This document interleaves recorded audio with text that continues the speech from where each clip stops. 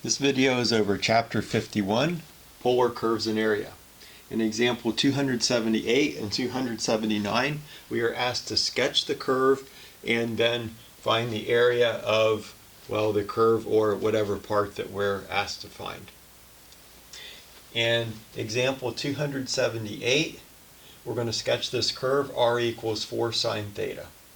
So we start by sketching the curve using rectangular coordinates, and then we'll look at the curve in polar coordinates. When theta is 0, r is 0. So we start at the point 0, 0. As theta increases from 0 to pi over 2, r increases from 0 to 4. So as theta goes from 0 to pi over 2, r goes from 0 up to 4. When theta increases from pi over 2 to pi, r decreases from 4 back down to 0. So we come back down this way. As theta increases from pi to 3 pi over 2, r goes from 0 to negative 4. Now remember, this point right here is the point 4, 3 pi over 2.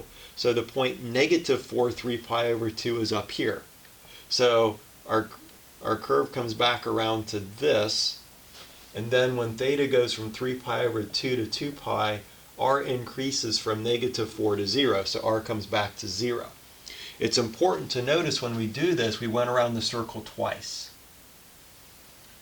And so when we calculate the area, we're going to integrate 1/2 r squared d theta, but we integrate from 0 to pi, not from 0 to 2 pi. And that's because from 0 to 2 pi we would go around the circle twice. And our answer would be wrong. It would be twice what it should be. But from 0 to pi, we carve out the circle once. So we integrate from 0 to pi of 1/2 r squared d theta. R is 4 sine theta, so we have 16 sine squared theta d theta. This is a trig integral. So use a trig identity. Sine squared of theta is 1/2 1 minus cosine 2 theta. So we have our 1/2 times 16 times another 1/2. That's where the 4 comes from. And so we just integrate this function. That's not too terribly hard. Antiderivative of 1 is theta. Antiderivative of cosine of 2 theta is 1/2 sine of 2 theta. We substitute our limits of integration in and subtract. Only this term is not 0, so this is pi, so our answer is 4 pi.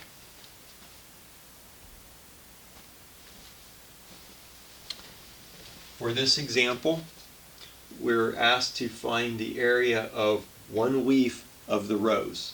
And so we're going to sketch r is 3 cosine 2 theta. I've already sketched this in rectangular coordinates.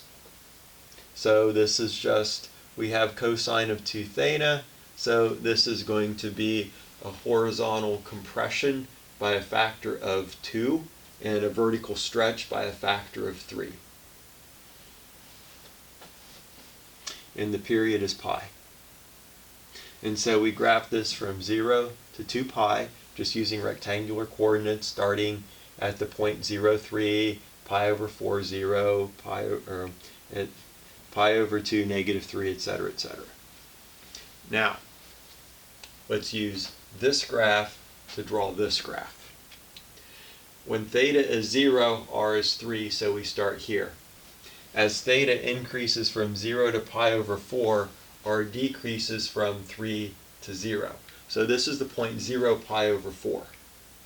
Now as theta goes from pi over 4 to pi over 2, r goes from 0 to negative 3.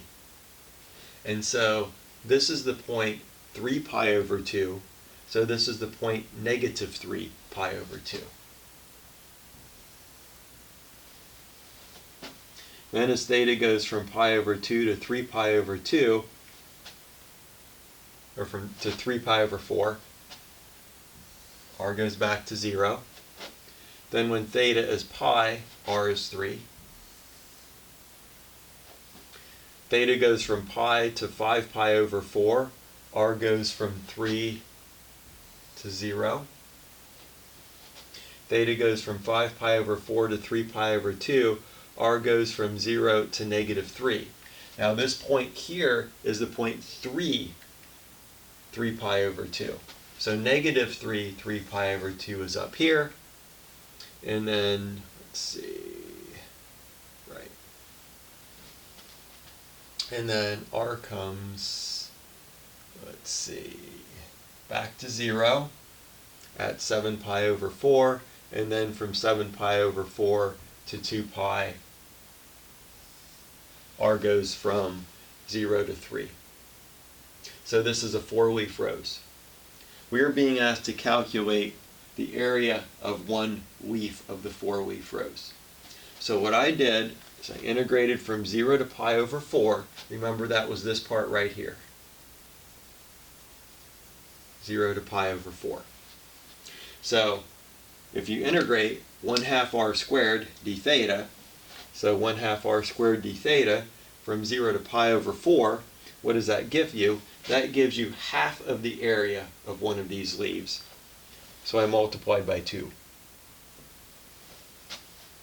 And so this is the area of this whole leaf here when you multiply by 2. The integral represents the part that I shaded. Multiplying by 2 represents the whole leaf. So we integrate 0 to pi over 4, 9 cosine squared 2 theta. Use our trig identity. So we just have, remember, cosine squared is 1/2 times 1 plus cosine of 2 times whatever this is. So we just have 9/2, 1 plus cosine of 4 theta, because we double the 2 theta. This is just a trig identity. Now this integral is easier to calculate than this one when it's written in this form. So we find an antiderivative here. Substitute pi over 4, substitute 0, subtract. The nice thing here is only this term, when we substitute pi over 4 for theta, this is the only non-zero term. Because sine of pi is 0, and then when we substitute 0 in for theta, we get all zeros. So we just have 9/2 times pi over 4. So we have 9 pi over 8 is the area of one of these leaves. So obviously if you want the area of the whole thing, then you multiply by 4.